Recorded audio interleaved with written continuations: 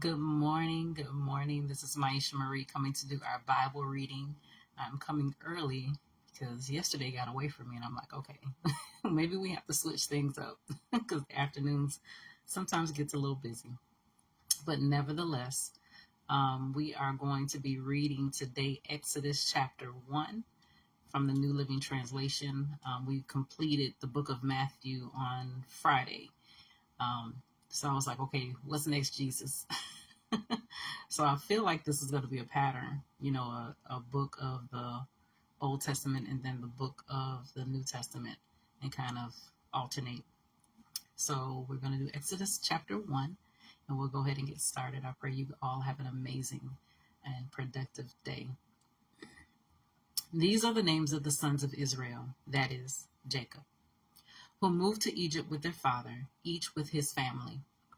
Reuben, Simeon, Levi, Judah, Issachar, Zebulun, Benjamin, Dan, Naphtali, Gad, and Asher. In all, Jacob had 70 descendants in Egypt, including Joseph, who was already there. In time, Joseph and all of his brothers died, ending that entire generation. But the descendants, the Israelites, had many children and grandchildren. In fact, they multiplied so greatly that they became extremely powerful and filled the land. Eventually, a new king came to power in Egypt who knew nothing about Joseph or what he had done. He said to his people, "Look, the people of Israel now outnumber us and are stronger than we are. We must make a plan to keep them from growing even more. If we don't, and if war breaks out, they will join our enemies and fight against us. Then they will escape from the country." So the Egyptians made the Israelites their slaves. They appointed brutal slave drivers over them, hoping to wear them down with crushing labor. They forced them to build the cities of Pithom and Ramesses as supply centers for the king. But the more the Egyptians oppressed them, the more the Israelites multiplied and spread, and the more alarmed the Egyptians became. So the Egyptians worked the people of Israel without mercy. They made their lives bitter, forcing them to mix mortar and make bricks and do all the work in the fields. They were ruthless in all their demands. Then Pharaoh, the king of Egypt, gave this order to the Hebrew midwives, Shiphrah and Puah. When you help the Hebrew women as they give birth, watch as they deliver. If the baby is a boy, kill him. If it is a girl, let her live.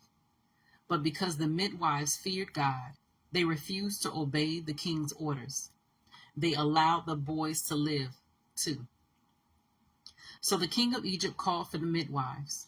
"Why have you done this?" he demanded. "Why have you allowed the boys to live?" "The Hebrew women are not like the Egyptian women," the midwives replied. "They are more vigorous and have their babies so quickly that we cannot get there in time." So God was good to the midwives, and the Israelites continued to multiply, growing more and more powerful. And because the midwives feared God, he gave them families of their own. Then Pharaoh gave this order to all his people: "Throw every newborn Hebrew boy into the Nile River, but you may let the girls live." I think I have time. Yes, I'm going to go ahead and read Exodus chapter 2. About this time, a man and woman from the tribe of Levi got married. The woman became pregnant and gave birth to a son. She saw that he was a special baby and kept him hidden for 3 months. But when she could no longer hide him, she got a basket made of papyrus reeds and waterproofed it with tar and pitch. She put the baby in the basket and laid it among the reeds along the bank of the Nile River. The baby's sister then stood at a distance, watching to see what would happen to him. Soon Pharaoh's daughter came down to bathe in the river, and her attendants walked along the riverbank. When the princess saw the basket among the reeds, she sent her maid to get it for her. When the princess opened it, she saw the baby. The little boy was crying, and she felt sorry for him. "This must be one of the Hebrew children," she said. Then the baby's sister approached the princess. Should I go and find one of the Hebrew women to nurse the baby for you? She asked. Yes, do, the princess replied. So the girl went and called the baby's mother.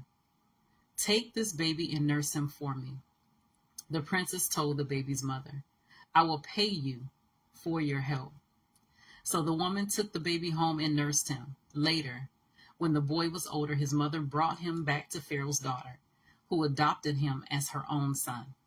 The princess named him Moses, for she explained, I lifted him out of the water. Many years later, when Moses had grown up, he went out to visit his own people, the Hebrews, and he saw how hard they were forced to work. During his visit, he saw an Egyptian beating one of his fellow Hebrews. After looking in all directions to make sure no one was watching, Moses killed the Egyptian and hid the body in the sand. The next day, when Moses went out to visit his people again, he saw two Hebrew men fighting. Why are you beating up your friend? Moses said to the one who had started the fight. The man replied, Who appointed you to be our prince and judge? Are you going to kill me as you killed that Egyptian yesterday? Then Moses was afraid, thinking, Everyone knows what I did. And sure enough, Pharaoh heard what had happened, and he tried to kill Moses. But Moses fled from Pharaoh and went to live in the land of Midian. When Moses arrived in Midian, he sat down beside a well.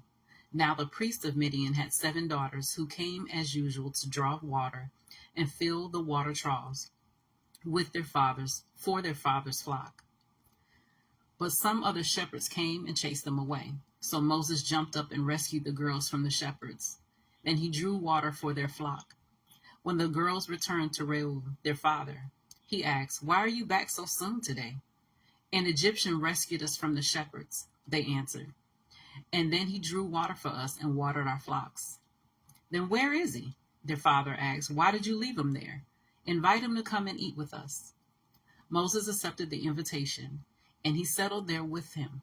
In time, Reuel gave Moses his daughter, Zipporah, to be his wife. Later she gave birth to a son, and Moses named him Gershom. For he explained, I have been a foreigner in a foreign land. Years passed, and the king of Egypt died, but the Israelites continued to groan under their burden of slavery. They cried out for help, and their cry rose up to God. God heard their groaning, and he remembered his covenant promised to Abraham, Isaac, and Jacob. He looked down on the people of Israel and knew it was time to act. So that was Exodus chapter 1 and chapter 2. I pray that the word was refreshing in your ear this morning. Maybe we'll do this more in the morning time since afternoons are a little bit challenging sometimes. But nevertheless, continue to draw close to the Lord. Continue to develop your ear, develop your heart for the voice of God. And as always, Lord willing, I will see you guys tomorrow for another chapter of the Word. You guys take care. God bless.